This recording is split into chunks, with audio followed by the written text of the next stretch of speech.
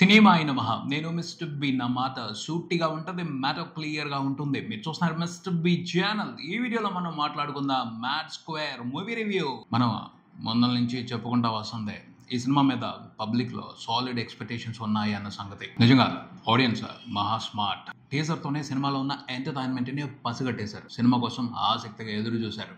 వచ్చింది టైం వచ్చింది, బొమ్మ తెర మీద పడటం మొదలుపెట్టింది. ఉగాది పండుగ సందర్భాన్ని పురస్కరించుకుని, రంజాన్ సందర్భాన్ని పురస్కరించుకుని తెలుగు ప్రేక్షకుల్ని ఎంటర్టైన్ చేయడానికి థియేటర్స్ కి దూసుకొచ్చేశారు మ్యాడ్ బాయ్స్. మరియు ప్రేక్షకులు ఏర్పాటు చేసి పెట్టుకున్న ఆసక్తిని సినిమా ఎంతవరకు సాటిస్ఫై చేసింది మాట్లాడుకుందాం మన సమీక్షలో. ఆసక్తి సంగతి సరే గానీ ఈ సినిమాలో మాత్రం అది ఉంది. అది చాలా చేసింది ఈ సినిమాలో.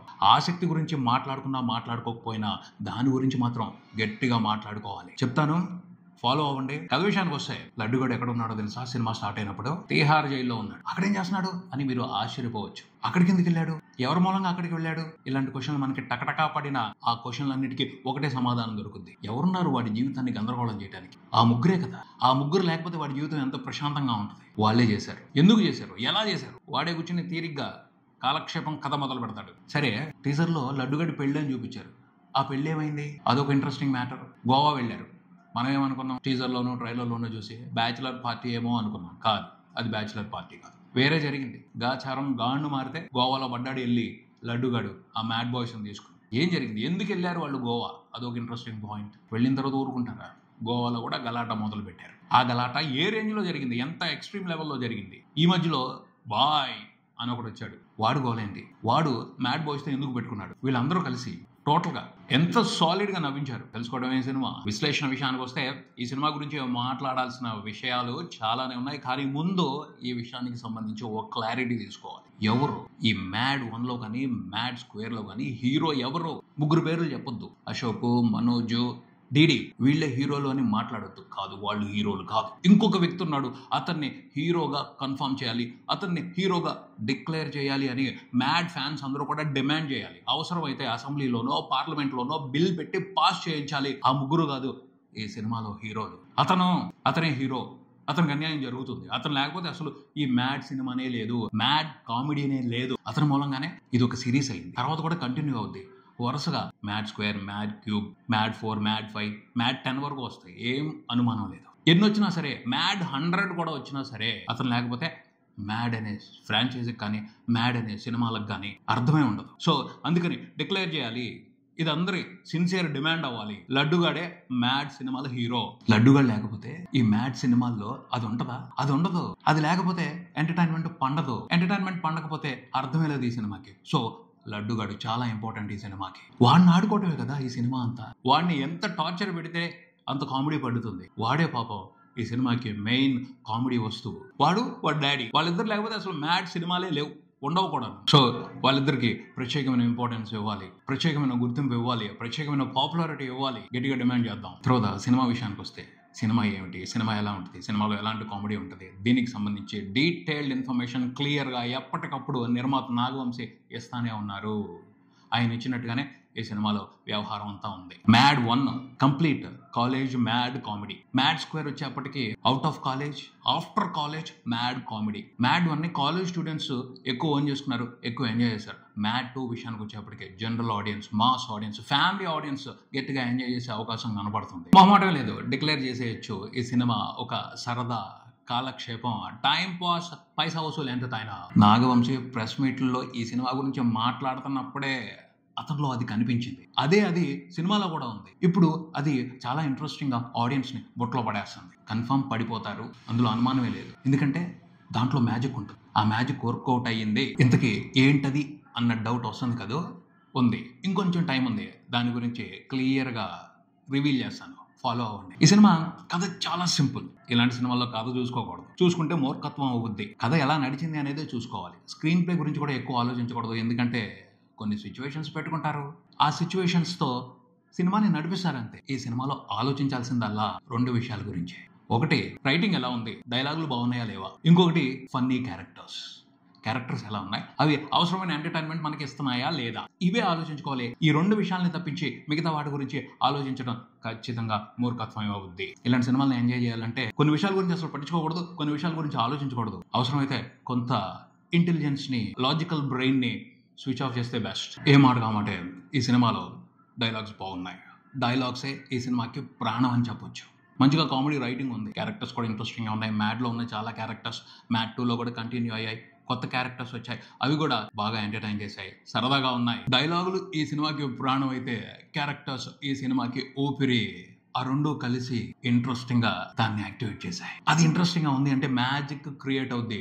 మ్యాజిక్ క్రియేట్ అయింది. అదేంటో చెప్తాను, ఫ్లోలో చెప్తాను, వదిలిపెట్టేదే లేదు. దాని గురించి ఇంట్రెస్టింగ్ గా మాట్లాడుకుందాం. తర్వాత మ్యాడ్ బాయ్స్ ముగ్గురు చేయాల్సిన రచ్చ చేస్తారు. ఆ ముగ్గురులోకి ఎవరు డామినేట్ చేసేది? డీడీ డామినేషన్ చాలా స్ట్రాంగ్ గా ఉంటుంది. మ్యాడ్ 1లో కూడా ఉంది, మ్యాడ్ స్క్వేర్ లో కూడా ఆ డామినేషన్ కనిపించింది. మిగతా ఇద్దరిని గట్టిగా డామినేట్ చేసేస్తారు కదా, ఆ అవకాశాన్ని ఈ సినిమాలో కూడా వదిలిపెట్టలేదు. రెచ్చిపోయాడంటే సంగీత్ శోభన్ డీడీగా ఎక్సలెంట్ ఎంటర్టైన్మెంట్ ఇచ్చాడు. తన మీద ఏవైతే ఎక్స్పెక్టేషన్స్ పెట్టుకుంటామో అవి ఏమాత్రం తగ్గకుండా సాలిడ్ గా ఎంటర్టైన్ చేశాడు. కామన్ గానే ఈ సినిమాలో one of the best highlight, best గా ఎంటర్టైన్ చేశాడు అనే చెప్పాలి. రామ్ నితిన్, నారాయణ నితిన్ ఇద్దరు కూడా వాళ్ళ పాత్రల పరిధి మేర ఇంట్రెస్టింగ్ గానే ఎంటర్టైన్ చేశారని చెప్పాలి. కానీ డీడీ తర్వాతే వాళ్ళు. అపైన ఈ సినిమాలో వండర్ఫుల్ హైలైట్ మాత్రం డీడీ డాడీ మురళీధర్ గౌడ్ గారు. చూస్తుంటే ఆయన టిల్లు సినిమాలతోనూ ఈ మ్యాడ్ సినిమాలతోనూ వరల్డ్ ఫేమస్ డాడీ అయిపోయేటట్టు ఉన్నారు. నిజంగా సూపర్ ఫన్నీ డాడీ భలే చేశారు సినిమాలో. ఆయన లడ్డుగడ్తో ఆయన జాతర ఒక రకంగా ఉంటది, మ్యాడ్ బాయ్స్ తో జాతర ఒక రకంగా ఉంటది. ఈ సినిమాలో ఆయన బాధితుడు ఇంకొకటి వచ్చి పడ్డాడు. అతనితో లడ్డుగాడు డాడీ ఆడుకున్న ఆట చాలా ఇంట్రెస్టింగ్ గా ఉంది. బాగా నవ్వుకుంటాం, పొట్ట చెక్కలయ్యేలాగా నవ్వుకుంటాం, గుర్తుకు తెచ్చుకుని నవ్వుకుంటాం, గుర్తు చేసుకుని మరీ నవ్వుకుంటాం. అంత బాగుంది. ఆయన మాత్రం ఎక్సలెంట్ అంతే. తర్వాత ఈ సినిమాలో సునీల్ వచ్చాడు. సునీల్ కూడా ఒక క్యారెక్టర్ చేశాడు. ఆ క్యారెక్టర్ పేరు మ్యాక్స్.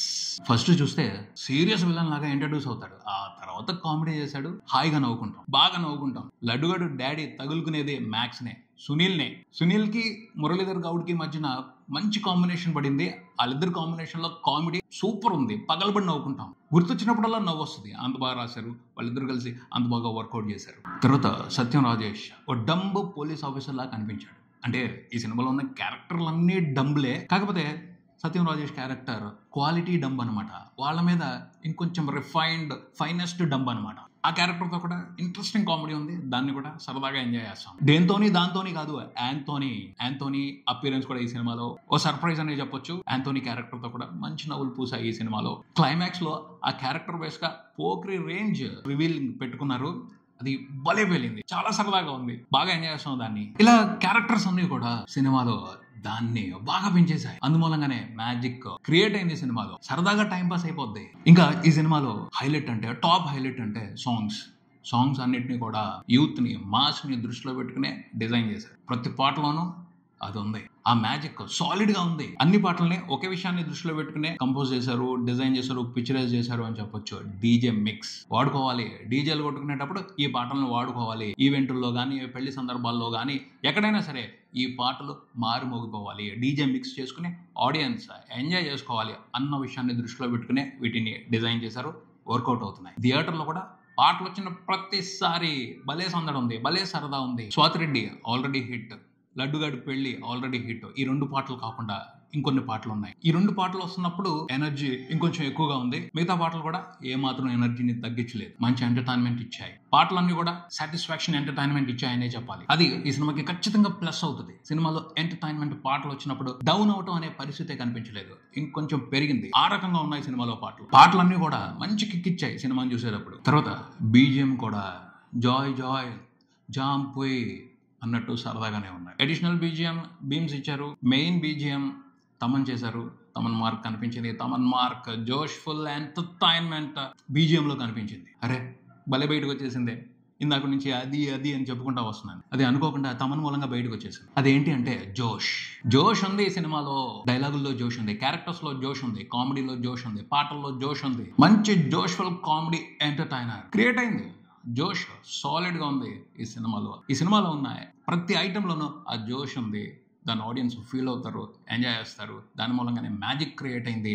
ఆ మ్యాజిక్ వదిలిపెట్టదు, సినిమాని బ్లాక్ బాస్టర్ చేస్తుందనే చెప్పొచ్చు. ఆడియన్స్ సినిమా చూస్తున్నంతసేపు ఎటువంటి డీవియేషన్ లేకుండా సరదాగా వాళ్ళ టెన్షన్స్ అన్నిటిని మర్చిపోయి హ్యాపీగా ఎంజాయ్ చేస్తారు. స్ట్రెస్ రిలీఫ్ ఈ సినిమా అని చెప్తాను. ప్రతిసారి సినిమాలో లాజిక్స్ ఉండాల్సిన అవసరం లేదు. లాజిక్స్ లేకపోయినా పర్వాలేదు. డైరెక్టర్ రైటర్ వాళ్ళిద్దరూ కలిసి ఏం చూపిస్తున్నారు అనే దానికి సంబంధించి ఆడియన్స్ ని కన్విన్స్ చేయాలి. ఏమైనా చూపించు, అబద్ధాలు చెప్పు, నాన్ సెన్స్ చేయి, కానీ కన్విన్స్ చేయటమే writer, director, talent. Audience convince అయిపోయారు అంటే ఏమీ పట్టించుకోరు, దేన్ని పట్టించుకోరు, ఎంజాయ్ చేస్తారు. వాళ్ళకి కావాల్సిన ఎంటర్టైన్మెంట్. ఈ cinema director Kalyan Shankar interesting అనే ఆడియన్స్ ని కన్విన్స్ చేశారని చెప్పాలి. తన కంటెంట్ తో, తన రైటింగ్ తో, తన డైరెక్షన్ తో. బేసిక్ అయితే చెప్పేది ఒకటే, సరదాగా ఉంటుంది సినిమా. సరదా ఎక్కడ తగ్గదు. థియేటర్స్కి వెళ్ళండి, హాయిగా ఎంజాయ్ చేయండి మ్యాడ్ బాయ్స్ ని. ఇది ఇక్కడికి మరో వీడియోతో మళ్ళీ కలుద్దాం. ఈ వీడియో మీకు నచ్చితే లైక్ చేయండి, మీ ఫ్రెండ్స్ తో షేర్ చేసుకోండి, మీ అభిప్రాయాన్ని కామెంట్ చేయండి, ఈ ఛానల్ ని సబ్స్క్రైబ్ చేయండి. నేను mister Big, keep watching mister B channel. Thank you.